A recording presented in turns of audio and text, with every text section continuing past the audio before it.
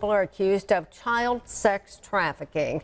Monroe police say Ronald Davis and Erica Spearman are each charged with trafficking children for sex. As of last year, Louisiana received a grade of C on child sex trafficking.